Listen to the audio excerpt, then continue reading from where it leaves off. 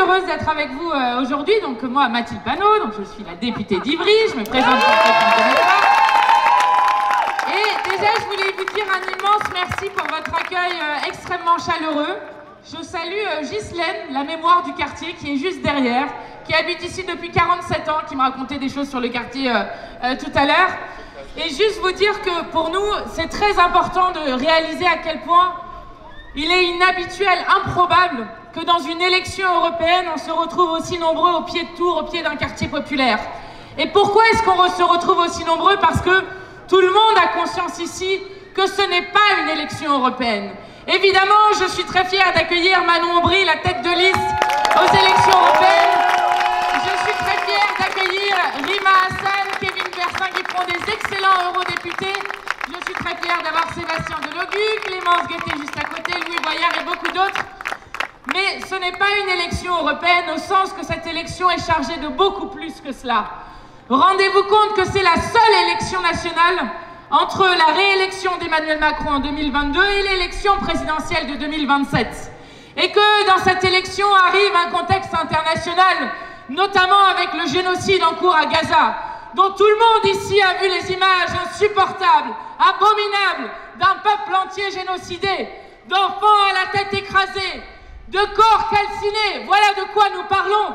Et donc le bulletin de vote Manon Aubry vient aussi renforcer le camp de la paix face à tous les va-t-en-guerre, face à tous ceux qui sont les soutiens inconditionnels de Netanyahou et qui juste ne comprennent pas que ce qui se passe à Gaza n'est pas juste l'histoire du peuple palestinien, mais l'histoire de l'ensemble des peuples opprimés et devrait foudroyer notre humanité commune à toutes et à tous. Alors, arrive dans cette élection aussi la question de nos libertés fondamentales. Et ils ont été nombreux à vouloir nous faire taire, que ça soit pour Rima Hassan, pour moi-même convoqué pour apologie du terrorisme, que ça soit pour Sébastien Delogu, qui a été exclu 2 semaines de l'Assemblée nationale pour avoir porté le drapeau palestinien à l'intérieur de l'hémicycle. Et peut-être avez-vous vu, mais il a porté le drapeau palestinien à l'intérieur de l'hémicycle et nous ne l'en avons pas fait ressortir et il ne ressortira pas tant que le génocide et le cessez-le-feu ne sera pas arrivé. Et notamment, nous avons fait mardi dernier, notamment en son soutien, un drapeau géant, ce qui rend quand même plus difficile pour Yael Braun-Pivet, soutien inconditionnel de Netanyahou, de demander à plus de 100 députés d'être exclus 2 semaines de l'Assemblée. Je le dis parce qu'il faut se rendre compte de la gravité de la situation. Rendez-vous compte qu'en Italie, où malheureusement l'extrême droite a gagné, en Italie, des députés italiens ont eux aussi brandi le drapeau palestinien à l'intérieur de l'Assemblée et ils n'ont eu aucune sanction. Aucune sanction sous un gouvernement d'extrême droite, mais 2 semaines d'exclusion pour Sébastien Delogu. Voilà où nous en sommes arrivés, aux côtés de centaines de militants convoqués pour apologie du terrorisme, de conférences de Jean-Luc Mélenchon et de Rima Hassan annulées, de manifs festivals pour Louis Boyard annulés, etc., etc.